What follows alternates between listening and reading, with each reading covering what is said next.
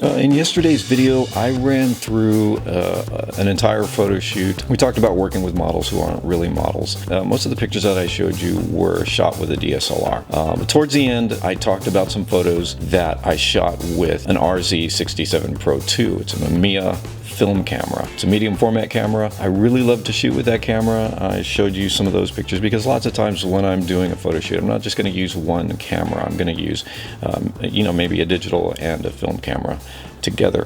One thing that I didn't talk about is that sometimes I'd shoot Polaroids with that camera. Now, how, you may ask, would I be able to shoot Polaroids with a medium format film camera?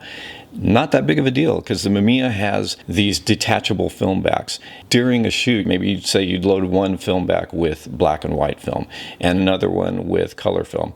And well, they made a special film back for Polaroid film, for Polaroid pack film. And so say while you're shooting a roll of black and white, you in the middle of the roll, you could basically put the dark slide in, pull that detachable film back off, place the loaded Polaroid film back onto it, take a couple of Polaroids. If you think about it, that's how, these days we do test shots. So we can, with our DSLRs, we can do a test shot, check the lighting and exposure. We're seeing a preview on the back of the camera, so then we can make adjustments accordingly.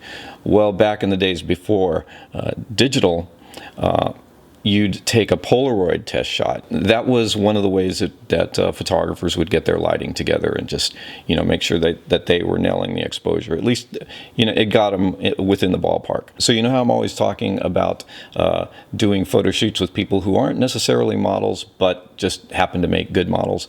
Well, entered Danielle. She answered a Craigslist posting, and where I said that I'm looking for someone to come in and just pose for some pictures. We did some pictures, but I want to show you a couple examples of the Polaroids that we shot. I think we just shot two. All right, here's one. These were both shot with the Mamiya RZ67 Pro II with the Polaroid back on it. Now, as for the film, here's where it gets a little depressing. Okay. So I have my little film box where I keep a lot of my film. So I've got some medium format film like this Tri-X. Got lots of rolls of these. Some of these I still need to develop. But this picture that you're seeing on the screen right now was shot with this, and this is Fujifilm FP100C pack film. And so what you did is you just load this into the Polaroid film back of that Mamiya RZ67, click the shutter, pull out the tab, and then you wait about a minute and a half, and then you peel that film apart. Oh, I've got some examples of that. All right, so this is what you'd get out of the camera. You'd get this little tab, you'd pull it out, and you'd have a picture, and then you'd just peel that picture off, and you'd end up with a really cool little instant print. But anyway, about the depressing part of this, they don't make this anymore. And, even though I've got a box of this, I also have a box of the black and white version of this pack film. But yeah, it's cool that I have this film, but what I don't have is the camera anymore. But yeah, this film, the Polaroid backs are becoming less important because they don't make this film anymore. Nobody's making this pack film.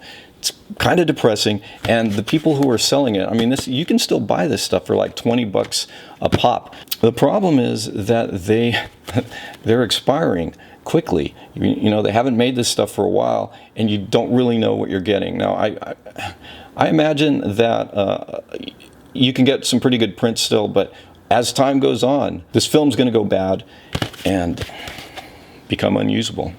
In any event, the RZ67 is a really cool camera, whether or not you're going to be able to do instant pictures with it as time goes on. But hey, while I have you here, let me run through the roll of film that we shot with Danielle.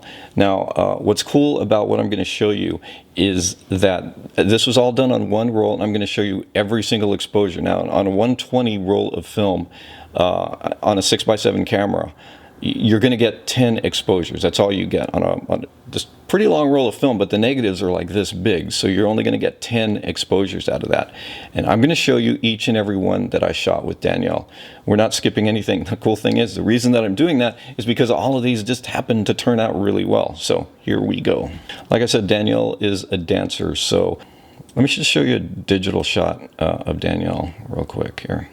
So you can kind of get an idea of what she looks like. This is Danielle wearing something else, but now that was a digital shot, and this is shot with HP5 Plus in the Mamiya RZ67. This is exposure number 1. You can see what I'm doing here. I'm playing with the window light and I'm playing with the angles. Now we have a very kind of harsh, direct sunlight coming through the windows, and I'm just loving the shadows and the lines that we're creating. And because Danielle's a dancer, she kind of has a sense of lines, you know, and this is where dancers have a really good sense of their own, you know, where their limbs are and things like that. She's an artistic type, so she has a sense of what things are looking like. So working together, I think we did some pretty good work here. All right, here's a second shot. This is a little close-up. Now, I'm shooting these mostly with the 110 lens. Now, 110 on a 6x7 camera is like a normal lens. It's like close to maybe a 50mm lens on a DSLR. This might be my favorite picture of the set. Now you see up here, it's got numbers. It says 5, 6 here, so we go back a little bit. So you have 1, 2. If this roll of film was shot with, say, the Mamiya 645, the negatives are half the size. So you'd see, you know, the first exposure, it would just say 1, and then the second would say 2. This one takes up like twice the room. So you're seeing 1 and 2 here, and 3 and 4 there. And then we move on. I'm sure just by looking at these you can tell what's happening between me and the model. I'm seeing things with the shadows that maybe she can't see from my vantage point, so I've got her in different positions. I noticed this you know, the way that the straps were crossing on her back, and I thought that looked really cool. Everything, the shadows, the way that the light's coming through the window, the lines created by the mini blinds, it's all just working together. And so I just had her kind of facing the wall, placing her hands there, and then we're just playing with the lines and shadows. Here's some more.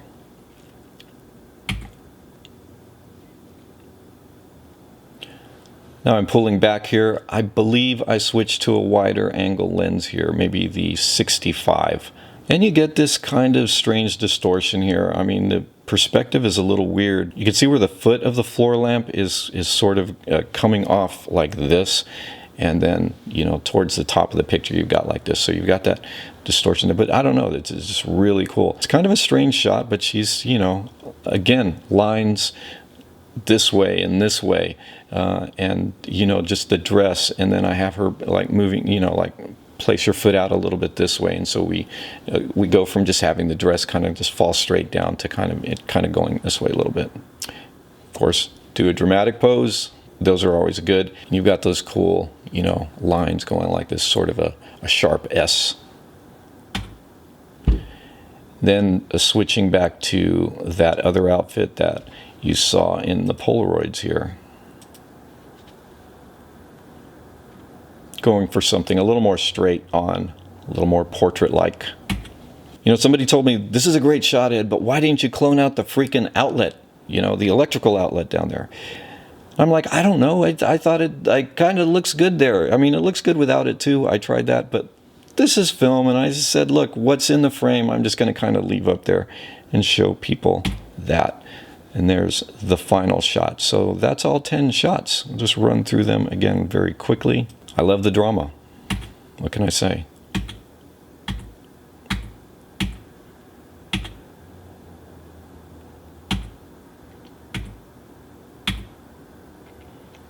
There you have it. I don't know, maybe this one is my favorite one. I don't know, it's just amazing. One roll, I liked all the pictures out of that roll. No real throwaways. And every now and then that happens, and I'd like to take credit for it, but you know, a lot of it's luck. A lot of it's the subject and the light, and the, you know, it's just, everything just flows and you just kind of go with it. You don't think too much, and you get in the zone, and you come up with some pretty cool pictures that maybe you're happy with. Now, if you're interested in learning more about the RZ67, I do have another video where I go into detail about the features of that camera. So I'll put a link to that up and you can check that out. The video is a couple of years old, and I think towards the end it refers to a domain name that I don't use anymore. So just kind of ignore that part. But yeah, watch the rest of it. It's pretty cool. It's from my Flirting with Film series. It might be the last video that I shot for that series. Yeah, I run through all the features, how to load the film, things like that. So, you know, if you've been thinking about trying medium format film photography, that might be a good video for you to start with. I know a lot of people are afraid to get into film these days because of the expense, and maybe they feel like it's a little more complicated to get into film compared to digital, but man, a lot of kids are getting into film. So, you know, if high school kids can do it, you can do it. It's really not that expensive to get into. You can go onto eBay, you can find it, you know, just an old SLR, and if you want to learn how to develop film, you know, that's not that difficult either. It's really not all that expensive. You know, the gadgets for digital photography, much more expensive. You can try film for a little while. If you really don't like it, sell your stuff. Maybe even contact me. Maybe I'll buy something off of you. Just you can give me a good deal. You know, getting into medium format doesn't have to be expensive. I know I've been talking a lot about the RZ67, and if you want to get one of those and a lens and the film backs that go with it, you're probably going to pay a pretty penny for something like that. But you can get into this. And Lomography, I think, sells some medium format cameras that they're still making. You can pick up an old Holga. I don't think they make Holgas anymore, but certainly people have them available. And that camera, you could buy that one new for like 32 bucks. So I know I'm doing a hard sell on some of you who haven't tried film and who maybe not so sure you want to try it, but I just feel like if there's a fraction of you who just like get into it and just fall in love with it and wow, a whole new world opens up for you, I mean, then it's worth it, right? If you end up not liking film, well, hey, at least you can tell people you've tried it. Hey, in any event, thanks for hanging out with me today. And if you like this video, give me a thumbs up. Click that like button. If you haven't already, go ahead and click subscribe. Did I mention you should maybe try some film? Ooh, portrait's good stuff. Okay, I'll see you next time. Try film.